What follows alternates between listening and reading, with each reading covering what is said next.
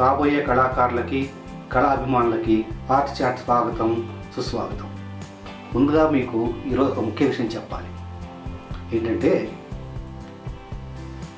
నేను ఈ చిత్రకళా రంగంలో ఉండబట్టి చాలా గొప్ప వ్యక్తుల్ని కలిశానని చెప్పేసి మీకు చాలాసార్లు చెప్పాను. అలాగే రేపు రాబోయే జనవరి 10వ తారీఖు ఒక గొప్ప కళాకారుని వర్ధంతి ఉంది. అందుకని ఆయన్ని గుర్తు చేసుకుందామని చెప్పేసి మీకు ఈరోజు ఆ విషయాలు చెప్పాలనుకుంటున్నాను. ఎవరంటే ఆయన పిఆర్ రాజు గారు అని చెప్పేసి చాలా గొప్ప ఆర్టిస్ట్. ఆయన నాకు ఎలా పరిచయం అయినారంటే, నేను మామూలుగా అడ్వర్టైజింగ్లో వర్క్ చేసుకుంటూ ఉన్నాను. నేను ఏవో అప్పుడప్పుడు డ్రాయింగ్స్, పెయింటింగ్స్ వేస్తుండేవాడిని. అలా మా ఆఫీసులో నలుగురికి తెలిసేది నేను ఆర్టిస్ట్ అని. అంతేగాని మాకు బయట ప్రపంచంతో సంబంధం లేదు. నేను ఎప్పుడైతే 2003లో డిజిటల్ పెయింటింగ్ స్టార్ట్ చేశానో, ఆ తర్వాత 2004లో ఐసీసీఆర్ ఆర్ట్ గ్యాలరీలో నా పెయింటింగ్స్ పెట్టే అవకాశం వచ్చిందని చెప్పేసి మీకు చెప్పాను. సో అలా అప్పుడు 1 వీక్ నేను ఐసీసీఆర్ ఆర్ట్ గ్యాలరీ రవీంద్ర భారతిలో నా డిజిటల్ పెయింటింగ్స్ పెట్టాను. ఆ టైంలో సి నారాయణ రెడ్డి గారు ఇనాగరేట్ చేశారు నా ఎగ్జిబిషను. అప్పుడు అందరినీ, గవర్నమెంట్ అఫీషియల్స్ని, అలాగే పెద్ద పెద్ద కళాకారులను అందరినీ కూడా గవర్నమెంట్ తరఫున ఇన్వైట్ చేశారు. ఆర్టిస్టులందరికీ కూడా నా ఎగ్జిబిషన్ ఇన్విటేషన్ పంపించారు. ఆ టైంలో ఆ ఎగ్జిబిషన్కి వచ్చిన వ్యక్తి పిఆర్ రాజు గారు. చాలా సీనియర్ మోస్ట్ ఆర్టిస్ట్. ఎన్నో పెయింటింగ్స్ వేశారు, ఎన్నో అవార్డులు వచ్చినాయి, ఎన్నో రివార్డులు వచ్చినాయి. ఆర్టిస్ట్ రంగంలో ఇచ్చే అత్యుత్తమమైన హంస అవార్డు కూడా ఆయనకు వచ్చింది. అలాగే ఎన్నో ఆర్గనైజేషన్లో ఆయన పనిచేశారు. అలాగే వేరే వేరే కంట్రీస్లో, వేరే వేరే రాష్ట్రాల్లో అంతా కూడా ఆయన పెయింటింగ్స్ ఎగ్జిబిషన్స్ పెట్టారు. ఆయన 2016 జనవరి 10వ తారీఖు ఆయన మరణించారు. ఆయన పుట్టింది 1928లో పుట్టారు. అయితే చాలా రకరకాల పెయింటింగ్స్ వేశారు. Abstract paintings, semi abstract paintings, natural, realistic paintings, ఇలా విశేషమైన కృషి చేశారు ఆయన ఈ చిత్రకళా రంగంలో. అటువంటి గొప్ప వ్యక్తిని ఆ రోజు నేను కలవగలిగాను. నారాయణ రెడ్డి గారు ఇనాగరేట్ చేశారు. అలాగే ఆ టైంలో గెస్ట్గా పిఆర్ రాజు గారు వచ్చారు. ఆయన కూడా నా పెయింటింగ్స్ చూశారు, చాలా మెచ్చుకున్నారు. అలా నాకు ఆయన పరిచయం ఏర్పడింది. ఆ తర్వాత ఆయన పరిచయం అయిన తర్వాత ఆయన నంబర్ నాకు ఇచ్చి, మీరు ఎప్పుడన్నా రండి అని చెప్పేసి ఆయన ప్రకాష్ నగర్లో ఆయన సొంత ఇల్లుండేది. సో నాకు ఆ అడ్రస్ అంతా చెప్పేసి రండి అనేవారు అని చెప్పారు. నాకు చెప్తే నేను ఒకసారి వెళ్ళాను. చాలా పెయింటింగ్స్ ఉన్నాయి, ఎప్పుడెప్పుడో ఉన్నాయి. 20 సంవత్సరాలు, 30 సంవత్సరాలు, 40 సంవత్సరాల కిందట వేసిన పెయింటింగ్స్ కూడా ఉన్నాయి.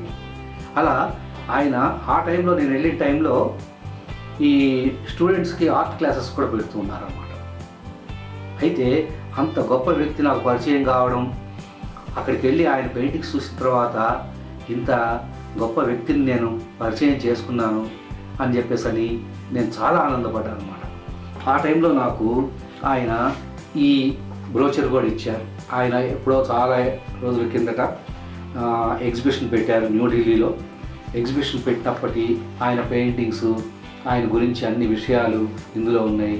చాలా గొప్ప వ్యక్తి, ఎన్నో అవార్డులు తీసుకున్నారు ఆయన. అలా విశేషమైన కృషి చేశారు పిఆర్ రాజు గారు. అలాగే నేను ఆయన దగ్గరికి వెళ్ళినప్పుడు నాకు ఒక పోస్టర్ కూడా ఆయన ఇచ్చారు. ఆయనది ప్రింట్ అయిందన్నమాట. ఈ పోస్టర్ చాలా ఏళ్ల కిందగా ప్రింట్ అయింది. చూడండి ఎంత బాగుందో. ఇది 1968లో ప్రింట్ చేశారు. చూడండి ఎప్పటిదో అన్నమాట. ఇది చాలా ఆయన పిఆర్ రాజు గారు డాక్టరేట్ వచ్చింది ఆయనకి, ఆయన డీలిట్ చేశారు. అలాగే ఈ సి నారాయణ రెడ్డి గారు, అలాగే చంద్రబాబు నాయుడు గారు, వీళ్ళందరూ కూడా ఆయన్ని చాలా అప్రిషియేట్ చేశారు. ఆ తర్వాత లలిత్ కళా అకాడమీ, ఢిల్లీ వాళ్ళు ఇది ప్రింట్ చేశారు ఈ పోస్టర్ అనమాట. ఎంతో న్యాచురల్గా వేస్తారు.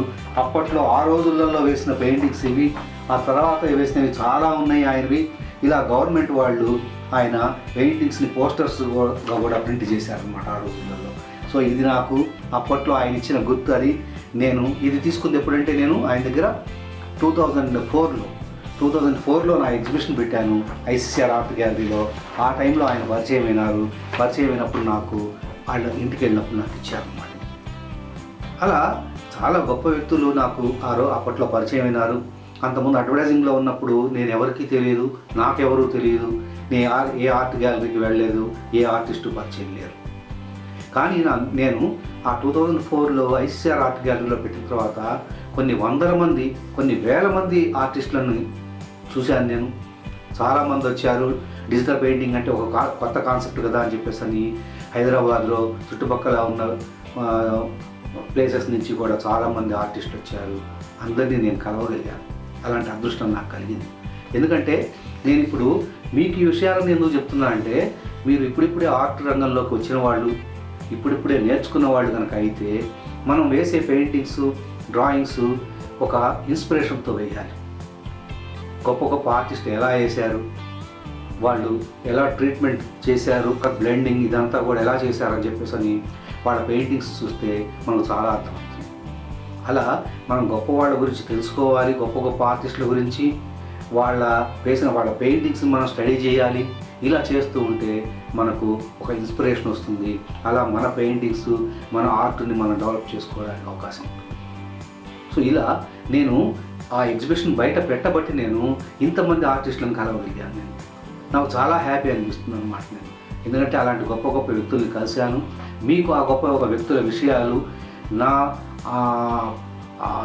జీవితంలో తటస్థపడిన ఆర్టిస్టుల గురించి, నాకు తెలిసిన ఆర్టిస్టుల గురించి నేను ఎందుకు చెప్తానంటే, మీకు కూడా ఒక ఇన్స్పిరేషన్గా ఉండాలి. నేను పెద్దగా ట్రై చేయలేదు ఆర్ట్, అనుకోకుండా నాకు ఆర్టిస్ట్గా అవకాశం వచ్చింది. అది కాకుండా కమర్షియల్ ఆర్టిస్ట్గా అవకాశం వచ్చింది. ఎక్కువ పెయింటింగ్స్ వేయలేకపోయినా నేను కంప్యూటర్ మీద డిజైనింగ్ చేయడంతోనే నా టైం అంతా కూడా అయిపోయింది చాలా లైఫ్లో.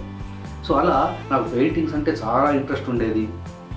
ప్రొఫెషనల్ ఆర్ట్గా చేయాలనుకునేవాడిని నేను పెయింటింగ్స్.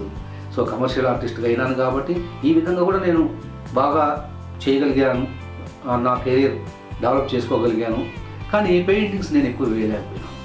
సో అలా అప్పుడు నేను డిజిటల్ ఆర్ట్ చేయబట్టి నేను ఇంతమంది ఆర్టిస్టులు నాకు పరిచయం అయినారు. అందులో చాలా గొప్ప వ్యక్తి పిఆర్ రాజు గారు. ఆ తర్వాత నేను 2004 తర్వాత ఆ టైంలో పెట్టినప్పుడు చాలా పెయింటింగ్స్ చూశారు. రవీంద్ర భారతికి వచ్చి అన్నీ మెచ్చుకున్నారు బాగా. తర్వాత 2007లో స్టేట్ ఆర్ట్ గ్యాలరీలో హ్యాండ్ పెయింటింగ్స్, డిజిటల్ పెయింటింగ్స్ 2 పెట్టారు. అప్పుడు కూడా వచ్చారు పిఆర్ రాజు గారు.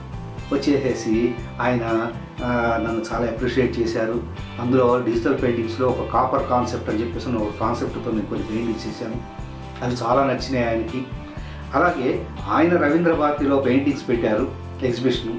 అప్పుడు నేను ఆయన పెయింటింగ్స్ అన్ని చూసే భాగ్యం నాకు కలిగింది. ఆయన పెయింటింగ్స్ అప్పుడు నేను ఆయనతో కూడా ఒక ఫోటో తీయించుకున్నాను ఐసీసీఆర్ ఆర్ట్ గ్యాలరీ రవీంద్ర భారతిలో. ఆయనతో పాటు ఫోటో తీసుకోగలిగాను ఆయన పెయింటింగ్స్తో. సో ఇలా నాకు చాలా అవకాశాలు దొరికినాయి గొప్ప గొప్ప వాళ్ళని కలవడానికి అనమాట. ఆయన ఎంతో చెప్పేవాళ్ళు, మీ దగ్గర చాలా బాగుంది వర్క్స్ అన్నీ కూడా, మీరు చాలా ఎగ్జిబిషన్స్ పెట్టండి, ఢిల్లీ వెళ్ళండి, బాంబే వెళ్ళండి, చెన్నై వెళ్ళండి, బెంగళూరు, ఇలా అన్నిట్లోకి వెళ్ళి మీరు ఆర్ట్ ఎగ్జిబిషన్స్ పెట్టండి, బాగుంటుంది. ఆల్రెడీ మీరు ఇప్పుడిప్పుడే బయటకు వస్తున్నది మీ ఆర్ట్, ఈ డిజిటల్ పెయింటింగ్స్ ఇంకా బాగున్నాయి, వీటిలో ట్రై చేయండి అని చెప్పి చాలాసార్లు నాకు చెప్పారు. కాకపోతే నేను అడ్వర్టైజింగ్ ఏజెన్సీలలో అలా నేను అందులో స్టిక్ అని ఉన్నాను కాబట్టి నేను దాని నుంచి ఉన్నట్టుండి నేను బయటికి రాలేక ఉన్న ఉద్యోగాన్ని చూసుకుంటూ నాకు దొరికిన టైంలో నేను పెయింటింగ్స్ చేస్తూ అలా చేశాను. నేను నా అడ్వర్టైజింగ్ కెరీర్ని వదులుకోదలుచుకోలేదు. ఎందుకంటే నాకు అది మొదటి నుంచి నాకు ఉపయోగపడ్డది ఆ ఫీల్డ్ అడ్వర్టైజింగ్. దానివల్లనే నేను అభివృద్ధిలోకి వచ్చాను. అందువల్ల నేను వీలైనప్పుడు పెయింటింగ్స్ వేయడం, అలా చిన్న చిన్న కొన్ని నేను కూడా ఎగ్జిబిషన్స్ పెట్టాను నేను నా పెయింటింగ్స్తో. కాబట్టి నేను ఎక్కువగా దాని మీద వర్క్ చేయలేను. కానీ వాళ్ళ జీవితం మొత్తం కళకి అంకితమైన పిఆర్ రాజు గారు లాంటి వాళ్ళ జీవిత చరిత్ర మనం తెలుసుకోవాలి. వాళ్ళు ఎంత కష్టపడ్డారు, ఎంత కష్టపడి పైకి వచ్చారు, ఎన్ని గంటలు పెయింటింగ్స్ వేసి వాళ్ళ టైం స్పెండ్ చేశారు ఆ పెయింటింగ్స్ మీద, ఆ పెయింటింగ్స్ అవుట్పుట్ ఎలా వచ్చింది, ఇవన్నీ కూడా మనం స్టడీ చేస్తుండాలి. కొత్తగా నేర్చుకునేవాళ్ళు ముఖ్యంగా వాళ్ళ ఇన్స్పిరేషనే మన పెయింటింగ్స్ మనకు డెవలప్మెంట్కి ఉపయోగపడుతుంది. సో నేను ఇలాంటి విషయాలు చాలా చెప్తున్నాను నేను మీకు, ఎందుకంటే మీకు ఆ ఎన్విరాన్మెంట్ క్రియేట్ చేయడానికి చెప్తున్నాను అనమాట. ఎందుకంటే పెయింటింగ్ అన్నది చాలా మంచి హాబీ. డ్రాయింగ్, పెయింటింగ్ లాంటివి మనకు చాలా రిలాక్సేషన్ వస్తుంది. ముఖ్యంగా చదువుకునే వాళ్ళకు కూడా స్టడీస్లో సీరియస్గా చదివి తల వేడెక్కిపోకుండా మధ్య మధ్యలో రిలాక్స్ కోసమని ఇలాంటి యాక్టివిటీస్ కనుక పెట్టుకుంటే అటు మన పెయింటింగ్ డెవలప్ చేసుకునే వాళ్ళం అవుతాం, అటు కొంచెం రిలాక్స్ అయిన వాళ్ళం అవుతాము. తర్వాత చదువులో కూడా కాన్సన్ట్రేషన్ ఎక్కువ చేసేసి ఈ పెయింటింగ్స్లో అయితే ఎట్లయితే అప్రిషియేషన్ పొందుతాము, మనం బొమ్మ బాగుంది అని చెప్పి అందరూ ఆనందపడతారు. వాళ్ళందరూ బాగుంది అని చెప్పేసి ఆనందంగా మనకు చెప్పిన విషయాలు మనకు బాగా గుర్తుంటాయి, ఇంకా బాగా పెయింటింగ్స్ వేయడానికి ట్రై చేస్తుంటాం. అలా అబ్జర్వేషన్ బాగా డెవలప్ అవుతుంది పెయింటింగ్స్ వేస్తుంటే. అలాగే అది ఎడ్యుకేషన్లో కూడా మనం ఆ అప్రిషియేషన్ కనుక టేస్ట్ చూసామంటే ఈ పెయింటింగ్స్ వీటిలో మనం ఎడ్యుకేషన్లో కూడా మనకు మంచి మార్కులు రావాలి, అందరూ అప్రిషియేట్ చేయాలి, మనం అది ఎంజాయ్ చేయాలి, అందరూ మెచ్చుకుంటూ ఉంటే అన్న ఒక క్యూరియాసిటీ ఎడ్యుకేషన్లో కూడా డెవలప్ అవుతుంది. దానివల్ల బాగా చదువుతారు, జ్ఞాపక శక్తి పెరుగుతుంది, క్రియేటివ్గా డిఫరెంట్గా ఆలోచించడానికి మనకు ఈ పెయింటింగ్స్ ఉపయోగపడుతుంటాయి. అలా మనం అందరిలో ఒక ప్రత్యేకమైన వ్యక్తిలాగా ఉండడానికి అవకాశం ఉంటుంది. అందుకని మీరు చదువుకుంటూ పెయింటింగ్స్ వేయండి, ఇది బ్యాలెన్స్ చేసుకుంటూ మీ లైఫ్ని ఎంజాయ్ చేయండి. సో ఇలాంటి విషయాలు నేను ఎందుకు చెప్తున్నానంటే ఏదైనా మీలో కొంచెం ఒక ఇన్స్పిరేషన్ తీసుకురావడానికి నాకు పరిచయమైన వ్యక్తుల గురించి నేను చెప్తున్నాను.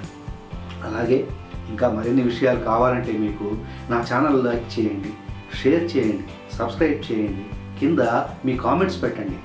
మీకు ఎలాంటి విషయాలు అయితే నచ్చుతాయో, నేను చెప్పిన విషయాలు ఎలా ఉన్నాయో ఇవన్నీ కనుక మీరు కామెంట్స్ పెడుతూ ఉంటే మీ వల్ల నాకు ఇన్స్పిరేషన్ వస్తుంది. నేను కొంచెం మంచి విషయాలు చెప్పాలనుకుంటాను, ఇంకొంచెం మంచి వీడియో చేయాలని చెప్పేసి నాకు కూడా ఇన్స్పిరేషన్ వస్తుంది మీ కామెంట్స్ వల్ల. సో ఇలాగే ఇంకా మీకు కావాలి అని చెప్పేసి అంటే ఇలా షేర్ చేయండి. ఇంకా కొంతమందికి ఆర్ట్ ఇంట్రెస్ట్ ఉన్న వాళ్ళకి నా ఛానల్ రీచ్ కావట్లేదు. అలా మీ ఫ్రెండ్స్ సర్కిల్లో కానీ మీ రిలేషన్లో కానీ ఆర్ట్ అంటే ఇంట్రెస్ట్ ఉన్న పిల్లలకి అందరికీ మీరు నా ఛానల్ కనుక షేర్ చేస్తే నేను ఇంకా హ్యాపీ అవుతాను. సో ఈ రోజుకి ఈ విషయాలు చాలు. వచ్చే ఆదివారం మరికొన్ని విషయాలు మాట్లాడుకుందాం. అంతవరకు సెలవు. బాయ్.